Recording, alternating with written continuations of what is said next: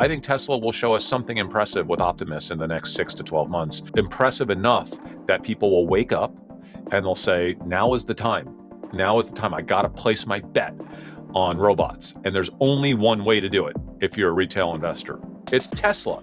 And so that price discovery cycle, I think, is going to be more interesting than what we saw in the early 2020s with the Tesla cars. I think it's going to be wild, quite honestly. 10x at minimum, yeah. I think so. I think it has a shot at that. I absolutely do. Transparently, again, at today's current valuations, 8 figures invested in each of the 2 private companies. So we have Aptronic in Austin, and that's backed by Google DeepMind, and we have Figure in San Francisco. I intend to have, due to the liquidity of public markets and the ability to put leverage on through options, I intend on having an even larger investment here in the near future in Tesla, which is obviously the only public market play currently within the humanoid space. So all I care about is when the market starts to pay attention to that.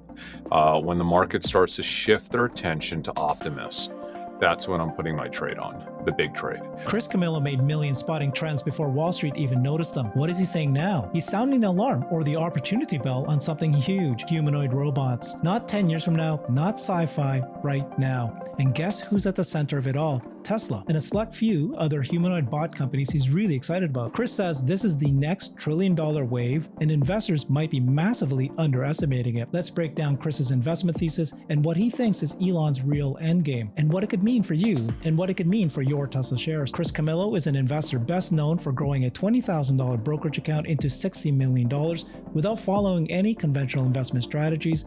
His returns over a 16-year period were documented in Jack Schwager's book, Unknown Market Wizards, where he was featured as one of the top performing traders in the world.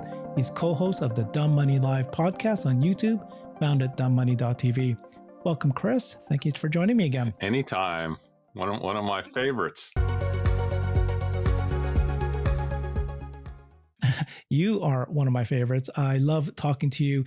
You and I have started talking a year ago. You very excited as I am about the humanoid bot investment. The thing about you, of course, is you spot trends. And so far, you've been calling it correctly. We'll go through not only this big idea of humanoid bots. I think by now, people were laughing a year ago. No one's laughing now.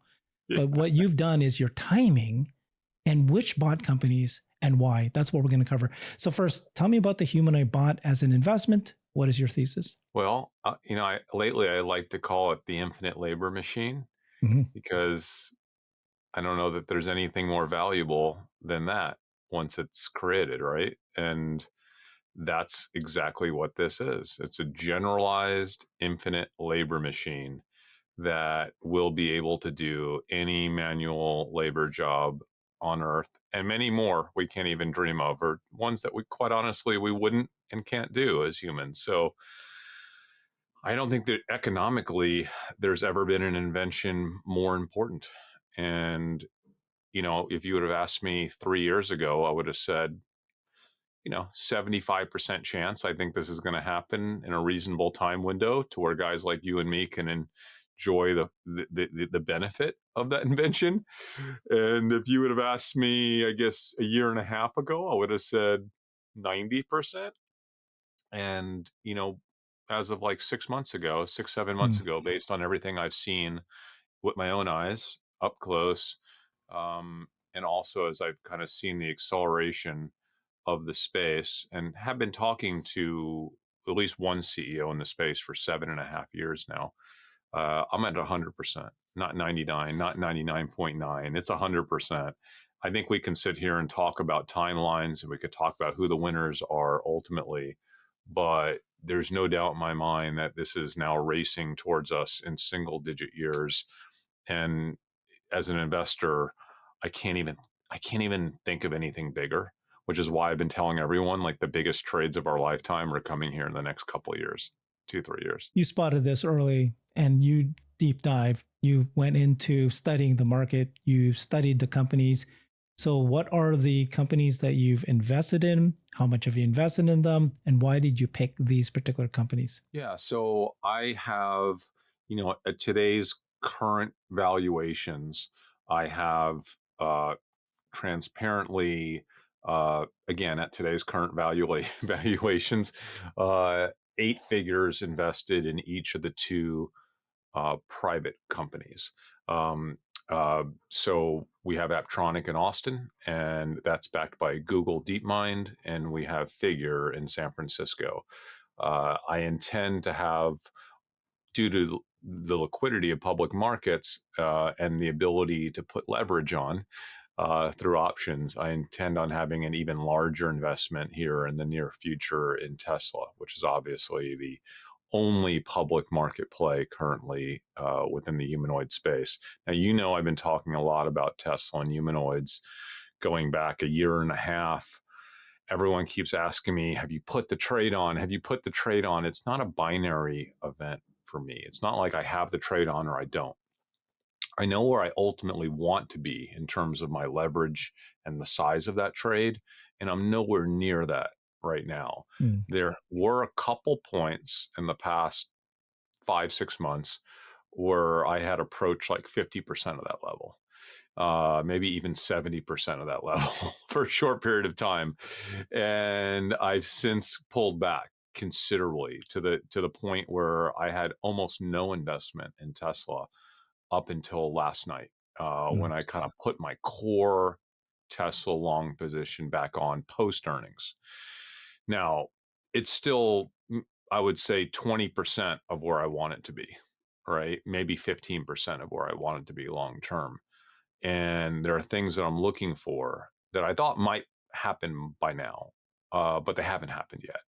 And so, like, basically, in a nutshell, this. The only thing I care about when it comes to Tesla is humanoids. I have Hmm. less than zero Right. interest in their automotive Right. division. I've always have. I'm from the automotive industry. I hate car companies, just in terms of like from an investor's, POV. I think FSD is potentially super exciting. Cyber Cab. cab, that's super exciting for Tesla, but it's not even remotely scratching the surface of what embodied AI and humanoids can and likely will be for the company. So all I care about is when the market starts to pay attention to that. When the market starts to shift their attention to Optimus, that's when I'm putting my trade on, the big trade. I don't want to do it before then because why would I want to take the market risk? Why would I want to take the risk of the automotive division? Why would I want to take, quite honestly, for me, even the risk of like the cyber cap, right? I don't need that risk if it doesn't happen as quickly or there's an accident, right? I don't want it. I only want Optimus. So I don't know exactly when that's going to happen, but I still suspect that it will likely happen this year, maybe the end of this year. And if not, I strongly suspect it would happen in the first half of 2016. So, over the course of the next year, I would assume that I would be likely to put that trade on at a much larger level. Um, it's I mean, you can't even frame it relative to the rest of Tesla. You hear Elon talking about it, and I know most people hear Elon say things like this is infinitely larger than everything Tesla has done before it, right? And like it's a multitude larger. And you don't know whether to believe him or not because he blows a lot of smoke. And he did blow some smoke last night. I could talk about it in his earnings, but but I think that's a true statement. That's a Mm. statement I definitely want, even independent of what Elon says. I've been saying that before Elon ever said that. I said this is going to dwarf every other piece of Tesla. So So what happened? So you said that you put in a core earning in position after the earnings. You yeah, said two things happened. What was it that made you decide, okay, I'm going to get in after earnings for robotics? well, the earnings were terrible, as you know, Yeah. right? Hmm. And we got it out of the way.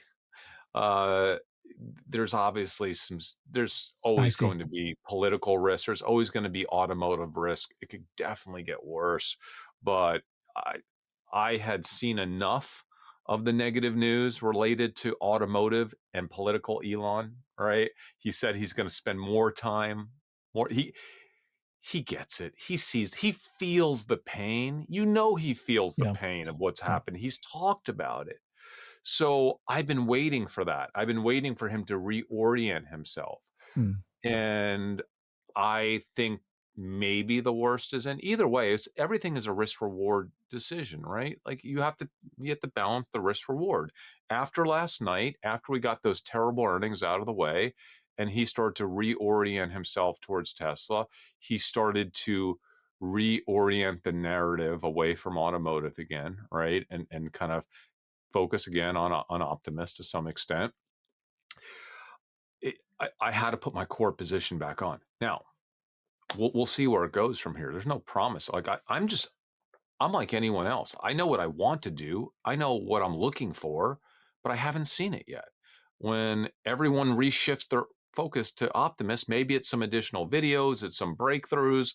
It's, I think what it's going to take uh, is Tesla really showing that they are in a leadership position. We've seen a lot of Mhm. videos from a lot of Mhm. other companies. I know things that are happening behind the scenes that are pretty impressive. All right. And we have to see it from Elon and Tesla. He has to show us that he's at the top of this sector, at the top of this game. I know he can be. I know he can be a top three company globally in this space, but he has to show other investors that that's true. Let me tell you why I think institutional Wall Street isn't paying attention to Mm. Tesla as it relates to Optimus yet.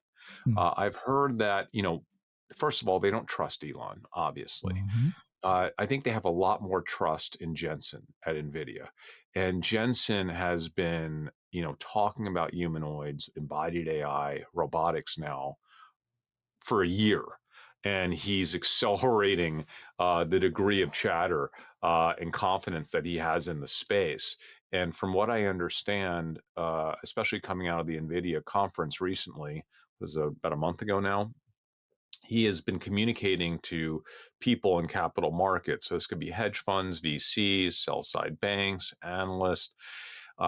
His narrative is that we're 3 to 5 years away from hitting like the scaling laws to where you start to see massive acceleration in robotics and humanoids. Mhm. So if you believe Jensen, and I think institutional Wall Street, Jensen is the kind of the go-to right voice here, not Elon, and they believe him. They're like, well, if it's 3 to 5 years away, that's not going to be our focus at Tesla right now. Mhm. Mhm. But they are turning their focus to earlier stage companies at lower valuations that they believe will also be in a leadership position when this industry starts to mature over the next 5, 6 years. And they're starting to place their bets there. That's what we've seen over the past couple of months. On both the software side as well as the hardware side. And you've seen these valuations and these fundraising rounds start to really ramp up in the space. They're like, we can invest in Tesla later as it relates to Optimus. So I feel that that's the narrative that's happening behind the scenes, and why the hedge funds aren't racing to Tesla for Optimus, because they feel that the humanoid trade is not happening anytime soon. Now, no one wants to be too late, but you don't want to be that early either. Right. So, Yeah. every dollar has an opportunity cost as an investor. And if you're a hedge fund and you feel that we're years away from seeing meaningful, scalable improvements that are going to materialize this multi-trillion dollar sector, you probably think you have a little bit of time right now before you have to go all in on a controversial name like Tesla that's going to potentially get you some political blowback with your LPs, okay, depending on who they are. uh, that you're going to have to take on a lot of risk relative to automotive and politics and even FSD, whether you're a believer in that or not, and cyber taxi. Like, so there's a lot going on here behind the scenes. If you want to dissect the psychology of the institutional investor, what they know about this space, how they plan to invest in the space, and what their timing looks like, and who's feeding them the information. They're probably not listening so much to me and you, but they'll listen to Jensen, right? Mhm. And so what he says is what they initially are going to believe. And I'm not saying he's wrong. I think the reason why he's saying that is because he wants to be the chip provider, right? He wants to be the chip provider for embodied AI. And he says he can't do that as well right now because every one of these robotics and humanoid companies are on different architectures. They're using different circuitry. And it's really difficult for him to accelerate uh, the scaling laws with chips in that space if everybody's operating differently. And he believes they're going to coalesce around more of a uniform platform over the next few years. I think he's probably right. Um, I have a similar thesis around the hardware itself. And we know Elon is talking about scaling Optimus. We know that Brett Adcock is talking a lot about scaling figure AI, figure AI's humanoid. And I love Elon and I love Brett. Okay, and I love both of those companies, but I'm not buying it. I am Mhm. not buying that we are at a point to where we can confidently scale any of these form factors. Why? Because they haven't been tested. Okay, they've been tested in labs only. And anything that has been tested outside of a lab has been one, two, three robots operating part time with lots of human oversight. We have no clue what the durability is on these hardware platforms. That goes for Optimus, it goes for Figure AI, it goes for Aptronic. And the truth is that we have CEOs that are going through fundraising. Listen, Elon's going through, even you're like, oh, they're not raising money. Listen, Elon has to support that stock price. He has to sell the future, right? He has to sell his differentiation. What's the most obvious differentiation that the market believes he has is his manufacturing and scaling expertise. He Mhm. also has more money than anyone else. So he can go out and say, I'm doing thousands of robots now and I'm putting them to work. He can make thousands of robots now. He can put them to work doing really simple things inside of the Tesla ecosystem where they're not going to be videotaped. No one's allowed to talk about them if they are bad or if they don't perform as well as we would like them to perform. If they're a little too slow, if the durability is not there, if they're breaking down, he controls all of that narrative. And he's going to improve the form factor over the next 2 years, 3 years. Okay. And he doesn't care if he has to throw out thousands and Right. thousands and thousands of bots that were a generation or two old that should have never really been scaled out to begin with. He doesn't care. He has the money and the resources to do that. In the interim, he's able to paint a picture and a narrative that he's scaling bigger and faster than anyone else. Okay. So it's part of his strategy, in my opinion. And that's fine. But Mhm. as an investor, we have to dissect what's the motivations, what are the incentives. Now, Brett Adcock, as we know, is doing a massive fundraising round, raising billions, right? And listen, he's a CEO. He's got to sell. He's got to paint the picture. Uh, I'm an investor. He's got to do what he's got to do. If he's going to raise this money at this huge valuation of what, like 38, 39, 40 billion, hey, if he can raise a couple bill, awesome.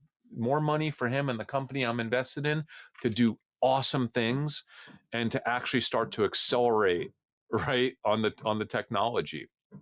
So but I'm not buying it. I'm not buying that anyone's ready to scale. You know why? Because we are going to learn so much in the next Mhm. 18 months when these humanoids actually start getting into production environment pilots, okay? Not pilots in a lab that looks like a production environment at the end client 1,000 miles away, but actually on their floor with their employees, training them, ramping up the speed, to where you can't hide anything. And if your robot sucks, it sucks.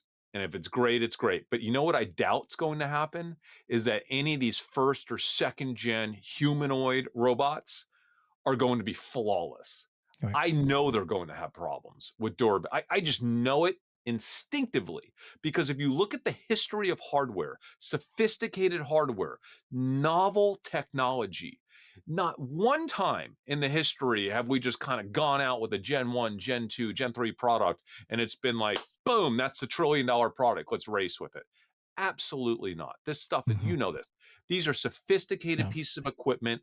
They're generalized, okay? They're taking massive amounts of abuse every time they step on the floor, right? Every time they move their arms. These are not precision robots. So they're constantly operating and moving in ways that are not the same every cycle.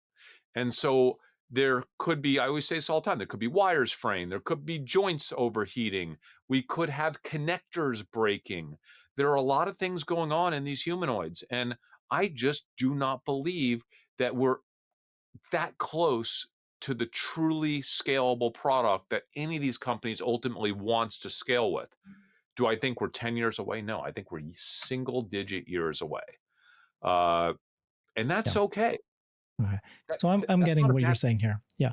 Fantastic. I interviewed a CEO. I won't mention of. I've interviewed 13 CEOs of humanoid robot companies, and one had told me that their actuator lasts only 6 months. So if you think about it, right? I mean, my elbow here has to last 70, 80 years.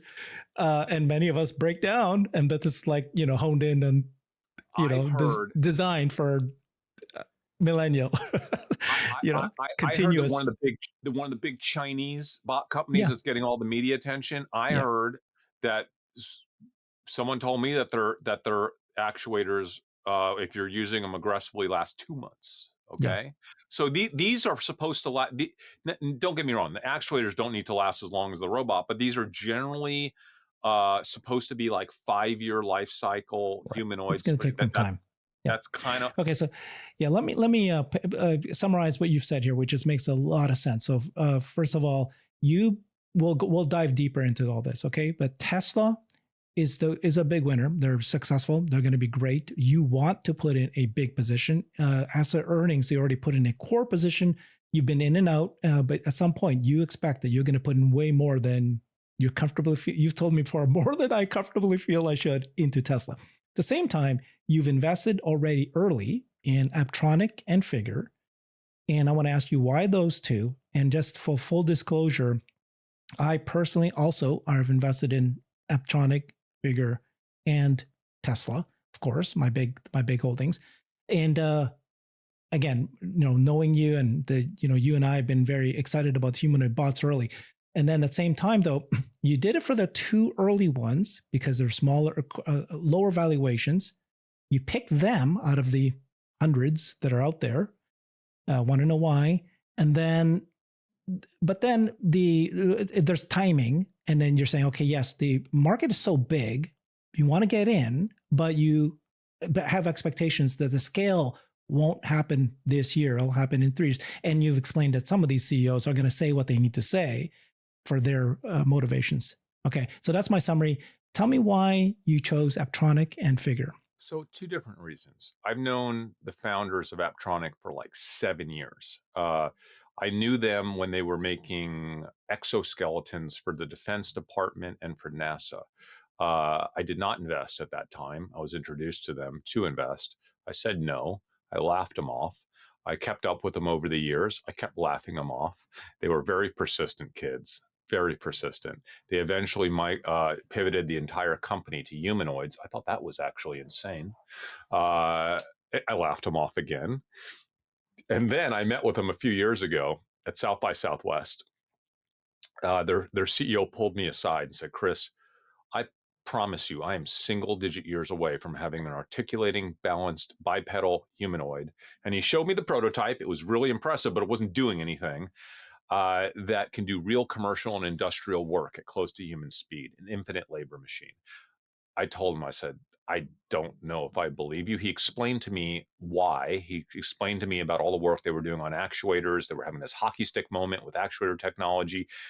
Nick, his co-founder, is one of the top actuator engineers in the world, designers in the world. And he said, we're having a real moment here. They're getting cheaper. They're getting better. Or they're on their like 50th version or something of actuator. It's crazy.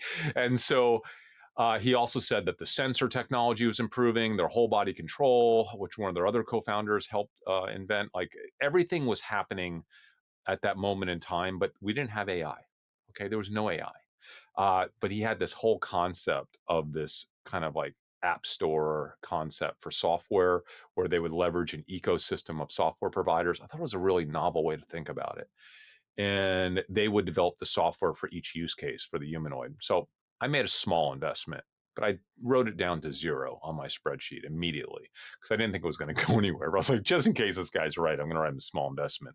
Then I started networking with other VC guys who had kind of made some robotics investments because we all had at least one or two in our portfolio. One of them called me when Brett Adcock was doing his round, a year and a half ago, right? And said, "Do you know anything about Figure?" And Brett, I was like, "Yeah, a little bit, but like I'm not invested in it. I'm not so sure I'm buying into it. I'm kind of, I made an investment in Optronic, but he's like, well, they're backed by OpenAI and by Microsoft, and they're raising at like a $2 billion valuation. I'm like, what? They're raising like 700 million. I was like, that's not possible. I got on a Zoom with Brett. I liked a lot what I heard. I invested initially because of the OpenAI relationship, which, as we all know, no longer exists with Figure.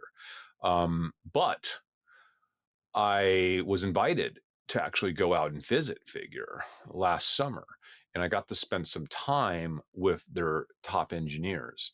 And I got to actually see what they were working on. And I can't speak specifically to any of this stuff because I'm under NDA, but I was actually quite impressed. I thought the engineers were awesome that I met with. I thought the organization was really massive and moving very quickly. There was definitely a spirit of moving quick, which is what you have to have in this space. I Brett's kind of like Elon. You never really know. You never really know, like what's hype and what's not. But I was really impressed with the team, and I was like, this is cool. I'm glad I invested here. And I then spent a lot more time with the guys at Eptronic, and I got to meet a lot of their engineers. I love them all, and those guys are to be taken very seriously, even though they were at the time they were kind of like the dark horse. People didn't really know, like people in the venture community had never even heard of Aptronic because they were an Austin company, not a San Fran company. The founders had zero network in Silicon Valley, right? They weren't taking any of those meetings. They had been around forever, just like behind the scenes refining their hardware tech. But they were dead set on building the world's number one largest robotics company, humanoid company. And they're just not as outspoken about it. Well, I then met some other venture investors who had traveled all around the world, meeting with every one of the big humanoid companies, right? And the kind of word behind the scenes was that they were all just lab companies. None of them were building out true commercially viable, supply chain ready, scalable platforms. And amongst every single person I'd spoken to that had done deep research on the 7 or 8 that were out there, it was the same consensus. If they met with all of them, they said the same thing. Tesla, just because Tesla, they're going to figure it out, right? Elon's going to figure it out. Figure, Aptronic. That's it. That's it. At the time, no one was even really paying attention to Boston Dynamics because Boston Dynamics was on such a weird hydraulics, old school research platform. Could they really transition that platform to a fully electronic platform that would be commercially viable quickly? We always thought they were way behind. Now, seeing their latest hardware release, everyone I've spoken to is meaningfully impressed. They might have the best piece of hardware in the world right now for humanoids. That said, how much does it cost, right? Is that a $500,000 humanoid? Because their old humanoid that we've seen for years and years was well over $1 million to make. That's just not commercially viable. So I don't know how far off they are from a truly scalable humanoid, but I do know that their new electric humanoid is very capable, as you probably saw, right? In the video, very capable. So you cannot count them out. You got to include them on every single conversation right now. Boston Dynamics has to be there. Unfortunately, as investors, they're part of Hyundai. I don't even think they're part of the regular Hyundai. It's like some other Hyundai umbrella company. I don't think it's investable as an American investor, at least not easily. So they're kind of off my radar from an investment point of view. But I've met the teams at Aptronic and Figure. I've now tracked them for a while. I, for me, those are those are my horses in this space, along with Tesla. Obviously, I don't. Everyone asks me to rank them 1, 2, 3. I'm like, you can't. You absolutely you can't. And I'll tell you why. We haven't seen enough. I think we will be able to rank those three companies in addition to Boston Dynamics in 12 to 18 months. By next summer, summer of 26, I think we'll be able to rank those four companies. And I think I'm confident it will be those four companies that will be the top four, because it's really easy to make a video of a cool humanoid that you made in your lab. You know what's hard? You know what's almost impossible? Is to actually deeply develop a commercial platform. Ensure that that humanoid is actually built on top of a commercially viable platform that can be scaled. That is like 100 times harder than building an awesome humanoid, is building one that's commercially viable and scalable and supply chain ready. On top of that, what's even harder is building one that um, can be scaled with like fleet management software, right? That you have an organization that can go to the top 100 employers in the world of physical labor, and you could say, hey, we have the human resources, we have the software, we have the processes, and to be able to work with you to get 5 humanoids up in 90 days and to scale that to 500 within 12 months, and then 5,000 within 24 months, and 50,000 in 5 years. And we're going to do that not just with your organization, we're going to do that with like 20 to 30 others over the next 5 to 7 years. Do you know how difficult that is? Do you know how hard that is? It's insane, insanely hard. So the companies right now that I'm speaking about are already in the process of building out all the processes, all the behind the scenes fleet management software, right? They're in deeply engaged with a multitude of massively large commercial partners around the world. I'm talking about the largest companies on earth. They've been in conversations for a long time. They're assessing what those companies need to have, what they're going to have, what that process looks like over years, and they're starting to build up that trust. And the next stage are pilots that are going to scale. We have a lot of work to do, but assuming that goes well, if you fast forward 18 months, these companies are going to now be in a place where they can go to the capital market community and say, not just look at our robot, look at what we built behind the scenes. Look at the commercial engagements that we're now 2-3 years in on, and look at the next 30 that are sitting behind them that we have processes for. We know exactly what needs to be done. These companies are going to need to raise tens and tens of billions of dollars. So if you're in the capital market space, if you're a hedge fund, right? Hedge fund, private equity, venture, it doesn't really matter. Retail investor, you have to decide which of these companies is going to get the tens and tens of billions. At the same exact time, we have all of big tech getting into this space. Meta is in the humanoid space. They say software first, then hardware. Trust me, they're going to come on hard with hardware quicker than you realize. We have Apple moving their best engineers from automotive. This is all rumor, right? But like all over to their humanoid division. So all these companies are rumored to be massively going into humanoids. OpenAI, which no longer is partnered with Figure. Nobody really knows the story. I don't, right? Behind that breakup. Was it Brett? Was it Sam? I don't know. But that they are aggressively, from what I understand, they are aggressively getting into humanoids right now. I think they'll probably buy a company. Maybe they won't. But they're going to be a big player in this space. Amazon supposedly has their own humanoid division they're working on, right? So you kind of look at this and you go, what's going to happen in the next 18 months?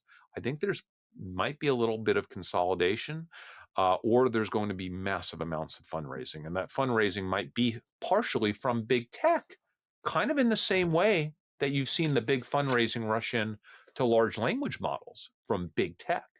It didn't necessarily come from just like VC, right? From traditional channels.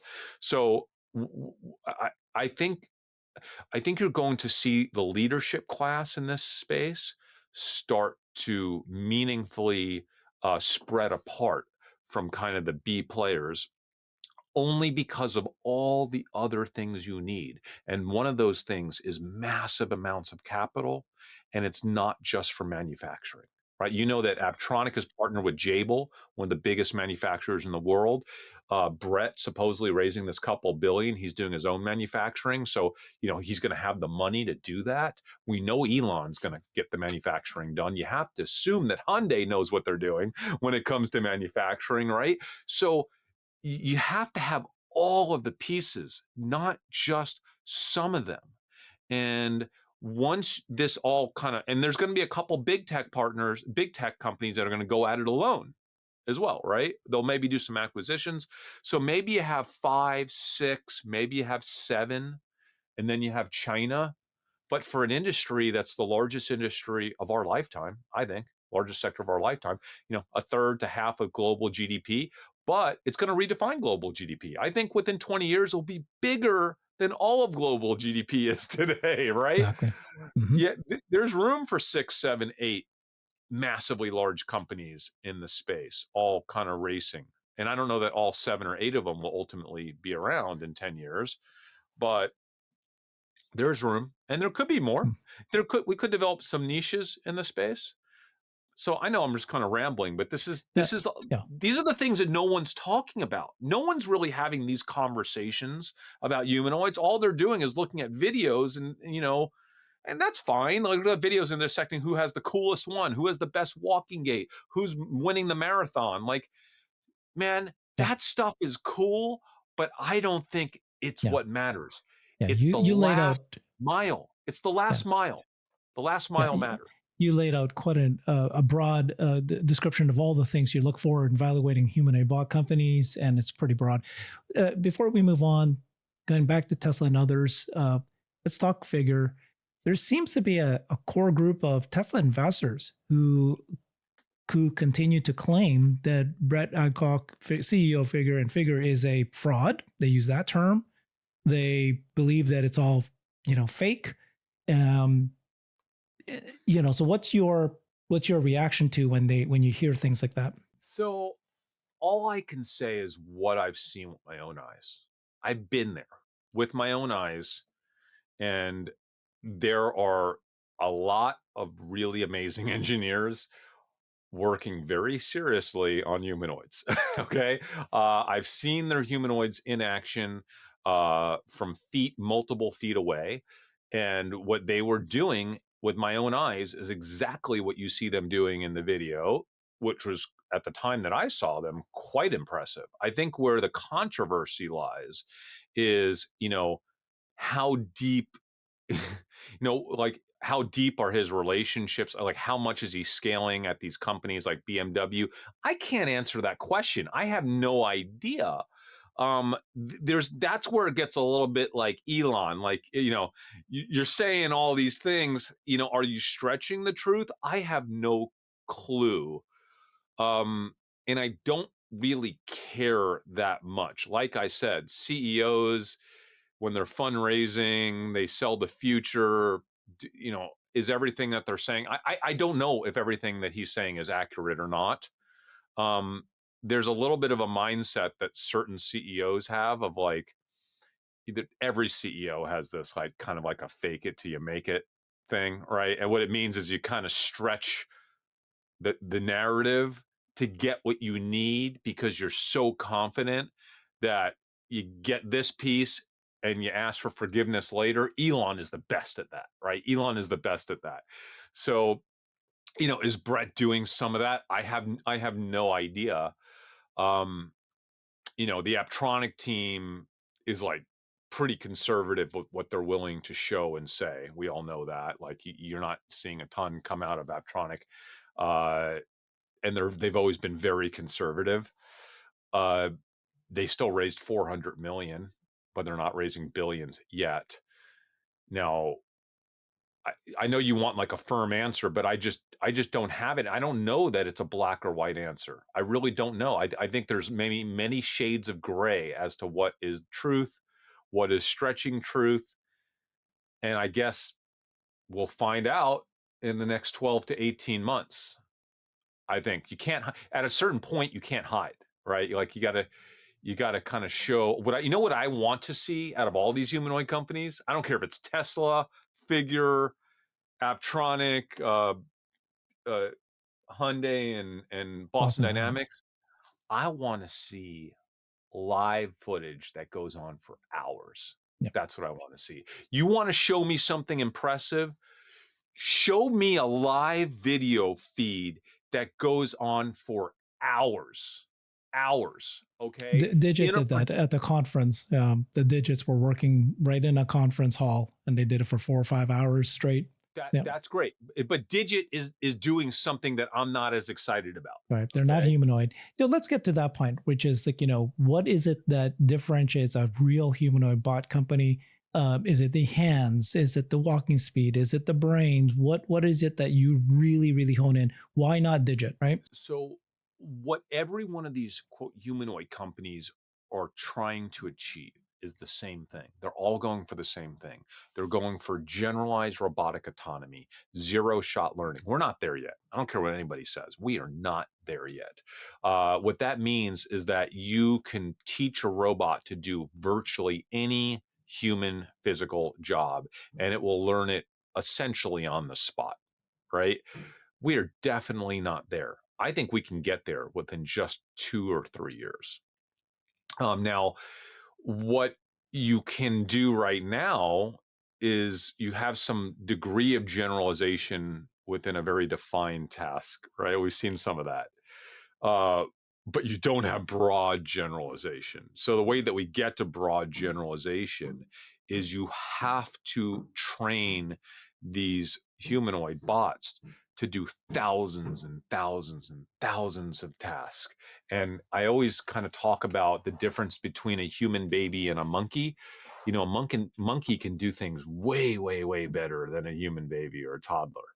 But the way our brains work are a little bit different. As we start to accumulate and visually learn and see all these different things as a baby and a toddler, Mhm. eventually you get to this point where, oh my gosh, you could just pick up the next thing almost instantaneously, right? Mhm. like Mhm. like you don't even know how the kid learned how to do that. The Yeah. kid just saw something on TV, and now he can do it and do it even better than what he saw. So like that's the general concept behind this neural network end-to-end training, this foundational model that everyone's working on. Now, Figure's doing it themselves. They used to be doing it with OpenAI. Aptronic uh, is publicly partnered with Google DeepMind. Okay, so Google DeepMind is Demis is actually working for Optronic now. He's like the famous guy that was in charge, founded DeepMind, and did the whole it, Apollo it's Go, and it's amazing, it's really cool, which is amazing. why people always ask me why you so hyped on Aptronic. I'm like, well, some of the Demis. stuff I'm seeing behind the scenes, it's pretty wild. Like that's the thing about having a company that doesn't talk that much, but like I've seen a lot behind the scenes. I know what they're cooking up, and it's pretty darn exciting. So, and I'm like, just wait a year and a half, like let this all play out. Elon obviously has massive amounts of money to throw into sim training data. Nvidia is like the king of like a lot of that sim training. So is Google, by the way. Nvidia and Google both have tremendous amounts of sim training data, so they could actually teach the robots how to do things without even having the robot do it, right? In a physical world. But you have to have a tremendous amount of money to spend on that sim training data, because it's kind of like the person that could spend the most on it to do Yeah, the and most simulation. Optronic is Google's play. It sounds like they're a humanoid play, right? Well, right now they're the only ones that are formally partnered in that capacity with Google. We know that Tesla has a lot of money to throw at sim data, and I imagine that that is exactly what they're doing. So I would not count Tesla out in Of terms course of not. Optimus. Like we might learn, like a year from now, we might see Optimus doing things radically different than what we have been seeing him do. And you're like, how the hell did you train him how to do that? Like it's a combination of AI training in the physical world where you're teleoperating the robot and you're showing it how to do things and it's learning from sensors and movement, and then just running simulations of robots doing a billion things, right? And there's a lot that goes into that work. The next 12 to 18 months is all about training. I say pilots, but the truth is pilots are one piece of training. Now, here's what's interesting, and here's what people aren't seeing. So I keep talking about generalized autonomy, which is like the decatrillion dollar pot of gold at the end of the robot rainbow. Okay. That's what everybody really wants. That's what the big companies are going for.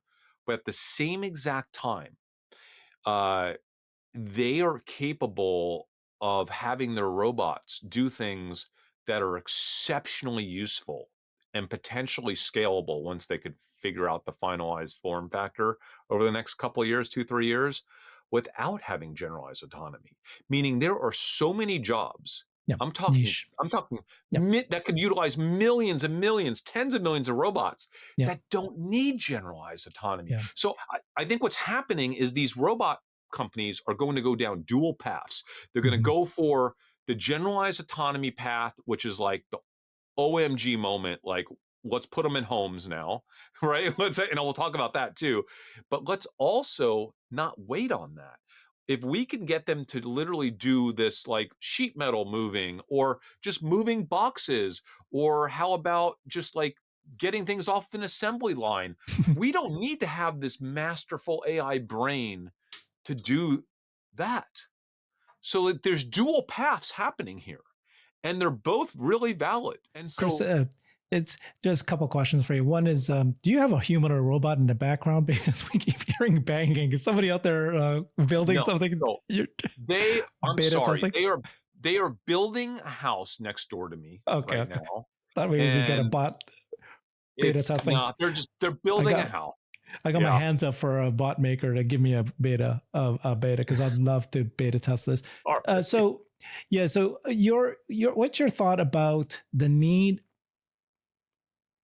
So I agree with you, right? There's gonna be hundreds of humanoid bot companies getting up there, and hundreds of them will die, but Yeah. hundreds of them will succeed because if there's just the it's like a car electric vehicle market, the margin is so small and they only have one use case, go from drive me from A to B. But a human bot can have infinity use cases. And so if you fail or you find yourself falling behind, you pick one use case and you sell yourself and you survive, but you won't be as big. Now, what about the argument that, look, just like electric vehicle or autonomy, data is what matters. So you need supercomputer and you need the vision data. And so Elon was saying, for example, when I pour water into a cup, my bot can see whether or not it's doing that right. You can only do so much with simulation. What I've heard is that simulation takes you 90%, and then the physical interaction with the world takes you that final 10%. So do you need that data, which means the first company that can make 10,000 bots has a tremendous amount of lead because every one of those bots is learning tasks in the real world, gathering data, physical data, vision data, and that teaches it. And that makes them surpass all the other ones who don't have supercomputers, who don't have vision. Do you think that that's So the truth?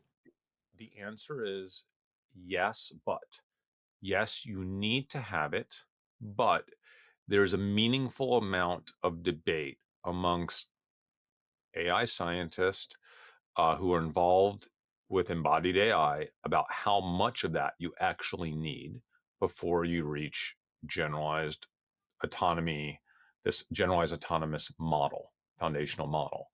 You don't necessarily need billions of hours of it, right? So there's a point of diminishing returns even with the physical data. When you think about how many actual things do we do physically, a lot, but not millions and millions of physical things. Most humans are doing mostly the same things most of the time. right? Think about it. Even in our house, at work, Mhm. in our house, when we're shopping, right? Think about how many tasks we're doing.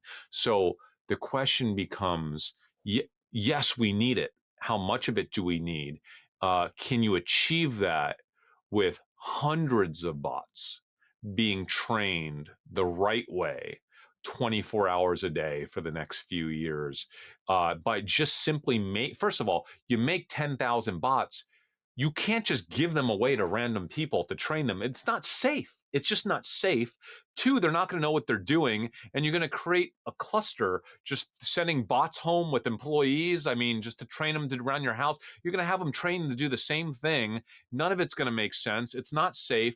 I personally don't think that that is the right model. I don't think it is the model that's going to get actually enacted by any of these companies. I think, again, it's a perceptional advantage. And it's a nice thing to say, hey, we're the only ones that are capable of doing this because no one else has enough money or manufacturing capacity to do this right now. So we're going to win because we could do this. And then a year or two from now, you're like, well, we didn't need to actually do that. Okay, Right. so you don't think you need it, Um, because the other argument is like 1X is a company that creates Neo, the humanoid bot, and they purposely differentiate themselves from all the other humanoid bots by saying, "Hey, we are going straight to the home. Look at our bot; it's designed for the home. It's soft, it's light, it's hard yep. to hurt other human beings, vulnerable human beings nearby." And it's really, they think that if you put the bot at the home first, and the breadth of tasks that it needs to learn is the faster way to get to generalized autonomy than all the other companies saying, hey, I'm going to put a bot into the factory that does pick and place. Well, that's one task. It's not as broad as the home. What do you think about that argument? It's a good argument. But what makes you think that Google is not training for all the home tasks in their lab? Have you not seen the videos of them doing dishes and Mm-hmm. doing all? You don't need to be in a real home. You're probably aware of what Apple has with their home testing behind the Mm. scenes, right? Do you not think Apple has a robot right now in their fake home doing all this stuff right? And they're not worried about safety because it's all Apple, trained robotic technicians doing this stuff. So yes, it's one approach. And for a company like 1X, it's probably the right approach. Um, but I don't think I think you can do most of the home training in a lab. Mm. In a lab that Interesting. looks like your living room, that looks like your kid. In fact, they're doing it, right? Like I know this is happening, or we've seen video that's happening right now. So again, how many actual tasks? Like count all the things that are being done in your home. You're not going to get into the tens of thousands.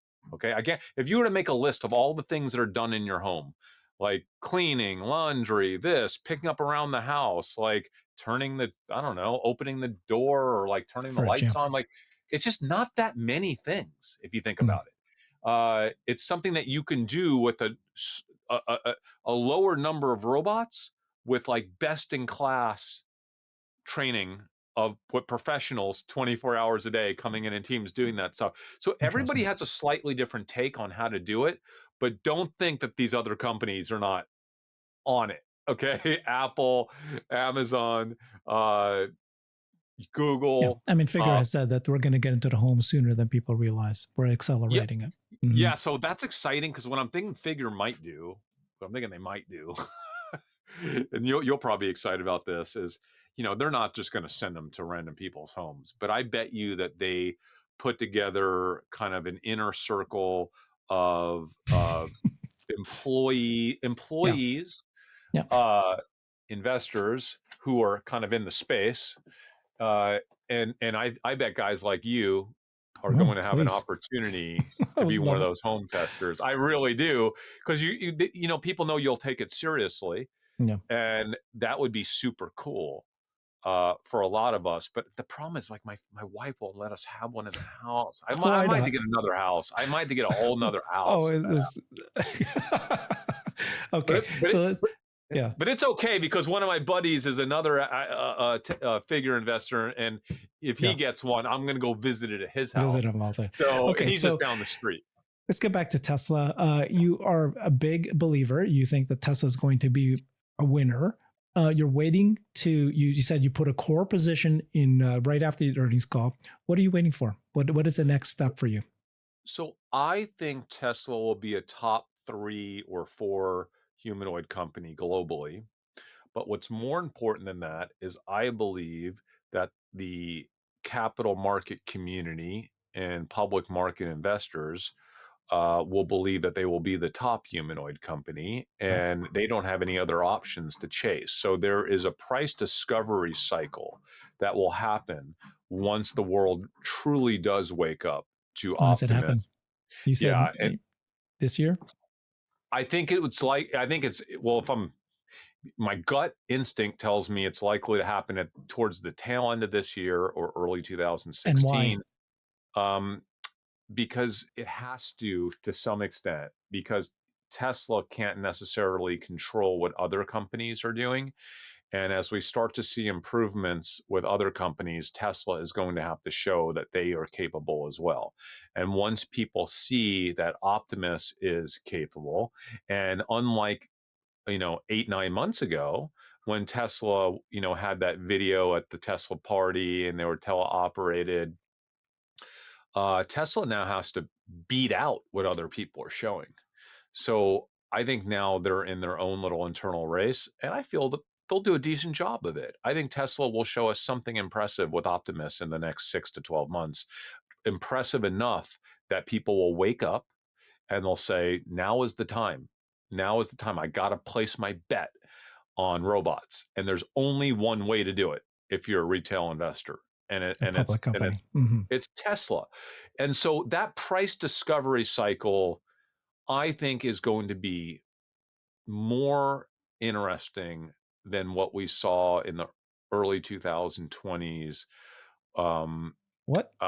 with the Tesla Yeah. cars. I think it's going to be wild, quite honestly. 10x at minimum. Yeah. I think so. I think it has a shot at that. I absolutely do. I know that sounds crazy, but I think that's a definite possibility, and I do not plan to miss it. Okay, Wow. so I'm okay. I've always said this. I'm okay missing out on the first 50, 60, 70%. If I don't get my full investment on and I miss a big chunk of it, I'm cool with that because I'm thinking of the 10x. I'm not worried about Gotcha. the first 30, 40%. Like if I miss the first piece of it and I'm in too light, fine. Uh, I'll I'll capture the next 8 or 9x that happens. So that's been my thesis. It's still my thesis. I don't have a crystal ball. I'm not going to time it perfectly. People think I'm not going to time it perfectly. I'm going to do my best to kind of be a little bit late, if that makes sense. That's your philosophy, and you've done very very well. That's why we're talking to you. You're pretty awesome, and you've also called humanoid bots early. This is what they shared at the Tesla earnings call. Basically, here, take a look at the sentence here. It says here, we remain committed. Can you see this? It says, we remain committed to expanding our business model to include delivering autonomous robots across multiple form factors and use cases, powered by real world AI expertise to our customers and for use in our factories. Yeah. So, did you? What do you read in that? Delivering autonomous robots across multiple form factors and use cases. Of course they are. I mean, so but basically, when we hear multiple form factors, the first thing you have to think of is wheeled versus bipedal. Hmm. There is a very large industry for both. Okay, so the but that's like a modular thing. So if I think of you could have one on a stick as well. We'll see that as well. Yeah, yeah. So it really doesn't matter. Depending on the client, you might have a client that wants 10,000 wheeled and 10,000 bipedal, Yeah. depending on the use case, the facility. So that's how we're going to initially see the different SKUs. What you're not going to see is one with 8 arms anytime soon. Uh, Fast forward 25 years, who knows? Well, I mean, absolutely. People try to have this debate of like, why the humanoid form factor? Are you kidding me? Like, how do we even have to answer that question? The entire Earth and every single warehouse, facility on Earth home was designed for the human form factor. That's where we're starting because it makes sense. Okay. We don't have to make any adjustments to it. We already know what it works. And by the way, we're training these humanoids mostly on teleoperated data from humans. So we don't have four arms yet, right? So, like, Exactly. we're going to start with the humanoid form factor because it's gold for training, teleoperated training, and it's gold for instantaneous integration into the world. Now, over the next few decades, is it nice to have an arm sticking out of your back? I don't know. We'll do all that. That will Yeah, all come it's in easy. time, right? It's all going to come in time, but slow down. We're still trying to figure out the perfect actuation here. We're trying to figure out the perfect amount, articulation and fingers and sensor technology. There is a lot of work left to do in this space. A lot. Okay. That doesn't mean we're not going to start with an imperfect product, because we are. The products are imperfect. We're going to start with them. We're going to roll with it. They're not going to be as durable as they need to be. There's going to be issues. Some companies like Tesla are like, screw it. We're going to do 5,000 of them and we'll throw them out in a year. Yeah. Um, But that's Other how, companies, but that's how you learn too, though. That's how they're going to learn the manufacturing and, scaling earlier. I don't think you need to do that to learn. I don't think that Hmm. you learn that much more by printing 5,000 of those bots than you do printing 500 of them and have them doing those jobs. And you know why? Because you need humans right now to manage these bots on the line. So if you want to put 5,000 bots on a manufacturing line, do you know how many humans you need to, like, and by the way, just if you have 600 bots doing the same exact thing, that's not going to teach you that much more than having 60 bots doing that exact thing. Okay. So, like, I'm not buying into why that type of scale at this moment Too early. in Hmm. time Hmm. of where this industry is helps that much. But that's just my opinion. Maybe I'm missing something. I'll say it, in a couple of years if I'm wrong, but that's just my opinion. I don't think it's going to hurt that much because Tesla has the money, they have resources, they'll do it, and whatever. Um, we'll see. Okay. Physical AI. Just final comments on that. This is the big holy grail. Jensen Huang talked about it. Tesla's the leader in the real world AI for robot taxi and physical AI at this point, especially with that kind of statement that they're hinting to you. They're going to go beyond just humanoid form factors. They've been talking about human bot animals many, many times before also. What's your thinking about physical AI, and what's the most important differentiator for humanoid companies to like just to create the long term value? Yeah, I think physical AI. So I call them like multi-use embodied AI Mm. bots, right? So these are bots that can do three things or eight things or 15 things. We're going to see a lot of that. In fact, I think this creative destructionism cycle we're about to go through with robots, embodied AI, the next 10 years is going to be the Wild West. There Mm. will be so many companies getting so much funding. Just they're going to be doing wacky things, cool things, and some of those companies are going to do certain things really right, and they'll probably get scooped up by the big guys just because of that one thing that they did really well that they're going to implement down the road. Um, I think there's a big use case for multi-use bots that are leveraging AI. I think it's massive. I think it could be in the trillions of dollars because they could maybe do that thing at 300% of human speed as opposed to 120%, which is what the humanoid might do it at. But they could Hmm. only do that one thing or a few things, right? So, like, are they going to do it 24 hours a day? Are you going to just have it sitting there 15 hours a day? A humanoid, you can kind of move it right from the manufacturing line to the shipping dock to cleaning the bathrooms to doing all kinds of tasks, right? And then when you close down that plant, you could just take them, put them on a truck, and move it to the plant 10 miles down the road. And you're not Hmm. having to, not having to like redo equipment for a floor plan. And it's just, there's something very special about fully generalized humanoid form factor bots the next decade and a half. But there will be a very large market for multi-use bots. massive. And there will be a very large market for specialized bots. Um, Initially, not nearly as big as what we're talking about though, right? So what's the differentiation? The differentiation is the last mile.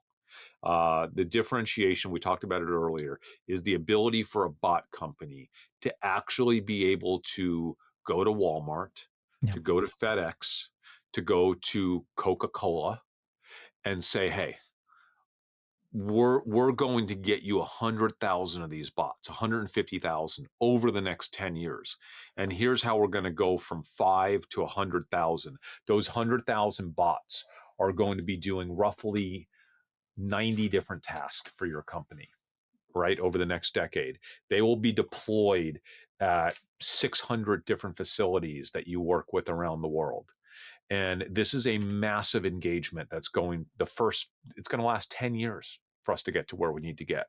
We're going to develop and work with you to help you develop a foundational layer proprietary AI that sits on top of our AI stack for Wow. proprietary things that only you do. And you You can don't do. want anyone Yeah. else in the world having that data. Okay. Yeah. We're going to work within your corporate safety standards. We're going to work to ensure that you have the proper amount of training and teams across your org globally to support this. Initially, it'll be a lot of our guys supporting it, but we're going to train your staff. That is such a massive engagement, and it's one end client. Okay. One end client. You have hundreds and hundreds and hundreds of end clients, not even including the millions that sit in the mid market. Okay. So the companies that are going to win in this space are going to have the capital, the intellectual property, and the resources to achieve what I just talked about. And if someone else happens to come out with a better hand, they're going to buy that company. Yeah. Okay. If Gotcha. someone else comes out with some type of better thing, they're just going to buy them. Okay. Yeah. They're just going to buy them. This is how it That's works. how big it Now, is. Yeah. but let's also admit that with something that's this large, not one time have we gone back in history and have been able to properly assess how things are going to play out with a new industry sector. Man, I was there in 2099. We all had our ideas for how the internet was going to play out and all the Hmm. companies. Virtually none of those were correct. So That's right. we can sit here all day and talk about how we think this is going to work, but we Hmm. also, as investors, need to be realistic that have some hubris, right? Like we just do not really know. Like the biggest thing I've learned as an investor over the course of my career is I do not know what I do not know. And anytime I think I'm getting overconfident on a granular level about something that's in the future that's not right in front of my face, I'm like, all right, Chris, come on. We do not know. All we know is what we see right this second. So I'm focusing on what I've learned about these companies that already exist and what I think is going to allow them to succeed going forward. All the things we already know about Tesla and where they crush it, right? And about Elon and his aggressiveness to manage that company like a startup. And he's not going to take any prisoners. He's going to break through walls and he's going to make sure that he's in a leadership position, right? I think we're seeing some of that out of these other two companies as well, Aptronic and Figure. And I only know what I see. And so I'm placing bets across these companies that I think have a really good shot at Hmm. being a top 3, 4, 5 company. And I think we're going to see consolidation over the next 18 months. I don't that doesn't necessarily mean companies getting acquired, but it could mean big tech making much larger investments and wanting more control over some of these leadership companies. That's my personal thesis. It's not based on anything I know. I feel that that has to happen because the stakes are too big. Okay. If you're big tech, you cannot lose. You cannot lose if you're big tech. You cannot be number 7 or 8 or 9. You have to be a top 4 or 5 company in this space. Can you And make you're a going to comment about countries? It's not just companies, countries. I mean, China's making a huge push here. I'm not seeing the US treating it as seriously as they should be. So I've heard, there was this summit or whatever, right? A few weeks ago in DC, and all the top humanoid companies here had a presence. Hmm. and they were able to engage, and through my channels, this is to combat the $134 billion that China has Yeah, committed good. to the Okay. space. And I heard that they are taking it seriously. I don't know Okay. what's going to come of it, but I heard they are listening. They're taking it seriously. My gut tells me, and it might not happen in the next few weeks or few months, but I think in the next year, Hmm. we likely see some sort of organizational support for this industry sector in the US. Why? Because you can't deny it, and we can't lose. America cannot lose. If we lose, and if we lose in a big way, it's going to be a major, major problem for the future of this company. And this administration is talking about wanting to lead with manufacturing and Right. onshoring. This is the only Smart. realistic way it happens. You know that, right? Yep. Like, and by the way, that doesn't mean there's not a lot of great jobs for humans. I actually think that what this does is it allows us to actually have more manufacturing. It allows us to have more restaurants. It allows us to have more of everything. And when you have more of everything, that means you're going to need more humans that sit on top of the food chain, because if you're Taco Bell and Yeah. you're migrating, all of these, there's no more human order takering. Mhm. There's no humans taking orders anymore. It's just going to be bots, right? But that means you might have 3 times as many Taco Bells, because all of a sudden Taco Bell becomes more profitable, right? And you can get them up quicker, but the jobs theoretically should be much better for Mm. humans, right? They should be much better, because if enterprise becomes more profitable, you can expand, and there's more capital to actually pay humans doing more creative, more interesting, uh, more worthy jobs of our human capacity. So I'm an optimist. I admit that, man. I'm an optimist. I'm not saying there's not going to be a period of turbulence that we'll have to go through in some industry sectors, but I really believe that humans are the big winners in this robotics race that's about to kick off. It'll be a roller coaster, Wow. but we're going to win. Life is so much fun. This is great. And you are fun to be with. Honestly, Chris, thank you so much. You just raise my energy. I always get excited talking to you, but thank you for sharing to us your thinking. You've called it right. Your instincts seem to have helped you along the way. And you called humanoid bots early. You were very vocal about how important this is. And of course, the world caught up with you. And now it's like, yeah, obviously, but not a year ago, 2 years ago. And now you're timing it and you're explaining, thank you for sharing that, exactly how you choose these bot companies, what timing you think and why, how does the market think? That's one of your specialties. And then how much money you're putting in to this. So really appreciate this. Um, yeah. So people can find you, right? At Dumb Money TV. You're always making some fantastic videos. And then where else can they find you? Yeah, I'm on X primarily, so it's at Chris Camillo on X, and then Yeah. dumbmoney.tv has all the socials for our YouTube Yeah. channel and all the DumbMoney.tv. other Great stuff, show. Instagram. Uh, but yeah, Can't get enough of you, man. yeah, we talk about more than robots on Dumb Yeah. Money Live, but occasionally we will dive deep into our thoughts on the humanoid sector. But it's a fun channel, and I just like sharing Yeah. with the world and collaborating with other investors on.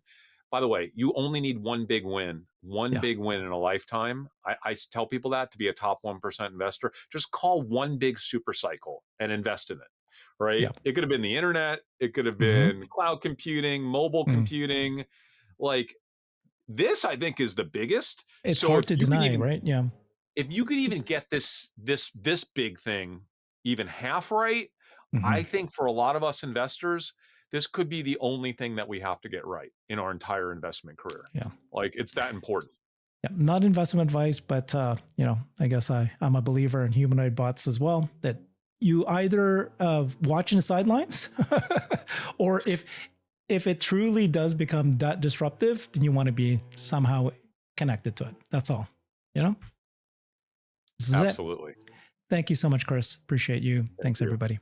Bye-bye. I've created a website that is the most comprehensive resource for the Tesla investor. Please check it out. Simply go to my website at herbertong.com.